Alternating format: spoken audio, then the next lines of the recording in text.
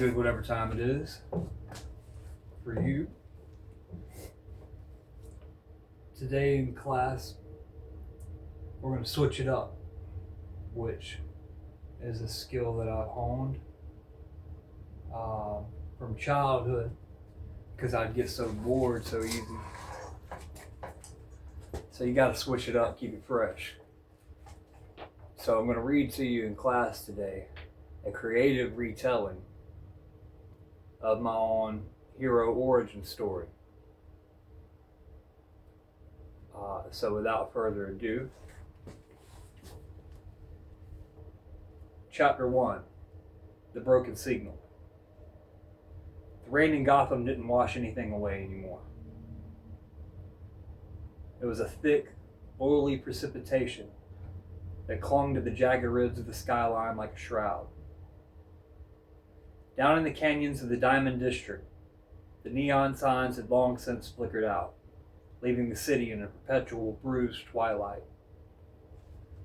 The Nomad adjusted the seal on his respirator. His movements were slow, deliberate, and rhythmic. Peaceful thoughts, he reminded himself. A mantra stolen from an old world. Watch the blood pressure. Keep the skin tone pale. Not green. Not today. He stood at the threshold of the GCPD headquarters. The grand Gothic entrance was a jagged maw. The doors had been ripped from their hinges years ago by something with a strength that defied biology.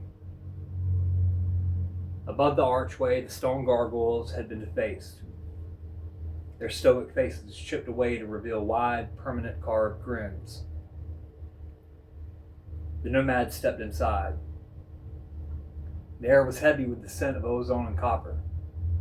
He didn't use a flashlight. He didn't need to. His eyes, trained by a man who was now a monster, found the path through the debris of rusted filing cabinets and skeletal remains. He reached into his tactical vest and felt the weight of a freshly unsealed deck of playing cards. They were the Armor of Christ themed, a relic from a brother he'd lost in the year of the snap, 2021, the year the world's heart stopped beating and started laughing. He didn't play for stakes. He used them as anchors, a way to keep his mind partitioned against the madness outside. He made his way toward the evidence locker, deep in the bowels of the precinct.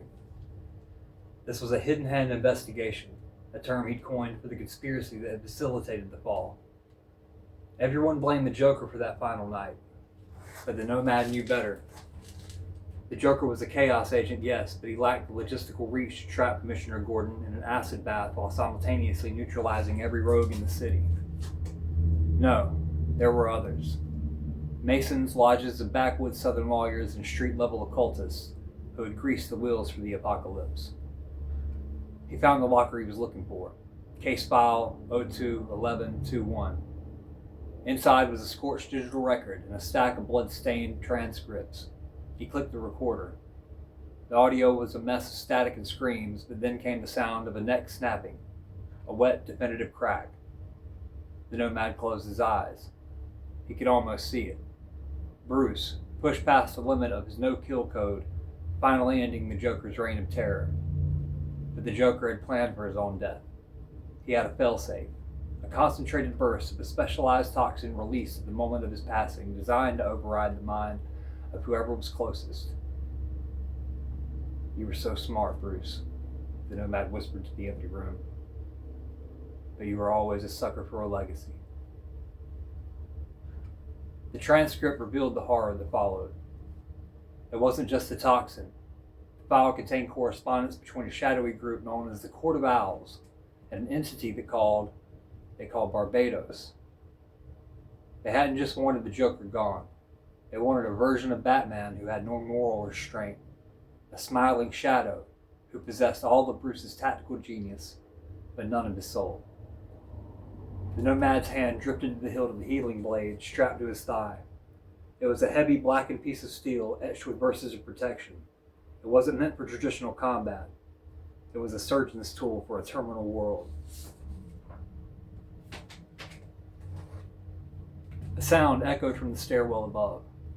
It wasn't the heavy tread of a man. It was the skittering of something many-limbed, accompanied by a high-pitched rhythmic jingling. The leashes. The Nomad froze. He knew that sound. The rabid robins the children of the shadow had kidnapped and twisted into his personal hounds. They were the scouts, the harbingers, and if the hounds were here, the master wasn't far behind. The Nomad didn't run. He couldn't. He had to finish the investigation. He turned the page of the file and found a photo of a secret lodge meeting in a Georgia backwood, dated just weeks before the fall. In the center of the photo sat a man with a familiar grin, holding a deck of cards, just like the one in the Nomad's pocket. The conspiracy went deeper than the multiverse. It was personal, it was local, and it was hungry. The jingling grew louder. A shadow stretched across the floor of the evidence room. A tall, spindly silhouette with a spiked visor that blocked out the eyes, leaving only that terrible, red-lipped grin visible.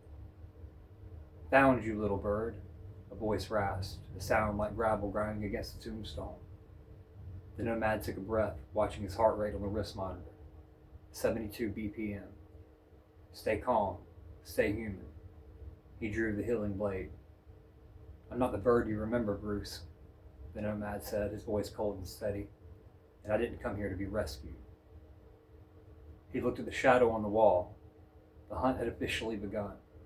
He wasn't just fighting a monster. He was fighting his own history, his own mentor, and the hidden hand that had turned a hero into a god of nihilism.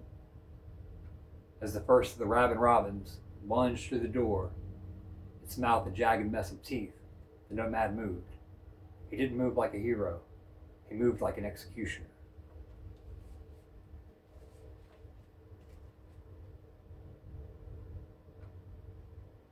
Catch chapter 2 in the next video.